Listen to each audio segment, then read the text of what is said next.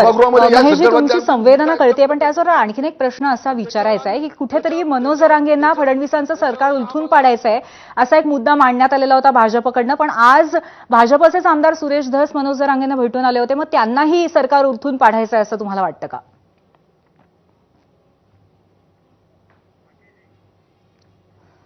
हाकेशजी, तुमच्यासाठी हा प्रश्न आहे. हे बघा, मनोज जरांगे ज्या दिवशी मुंबईला निघाले त्याच दिवशी त्यांच्याच तोंडी हे वक्तव्य होतं की मला सरकार बदलावं लागेल किंवा अशा अशा आशयाचं त्यांचं वक्तव्य होतं.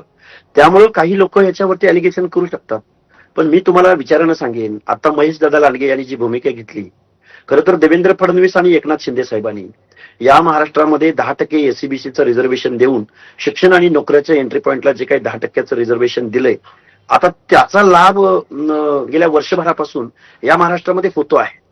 प्रश्न उरतो तो असा आहे की बरोबर, मला वाटतं आपण या मुद्द्यावरती चर्चा केली आणि ही चर्चा अशी आहे जी न संपणारी आहे आणि आपल्याकडे वेळेचं बंधन आहे. त्यामुळे आज तुम्ही आम्हा एबीपी माझावरती या सगळ्या मुद्द्यावरती चर्चा केली त्याबद्दल खूप खूप धन्यवाद. आपण चर्चा आज इथेच थांबवतोय. धन्यवाद.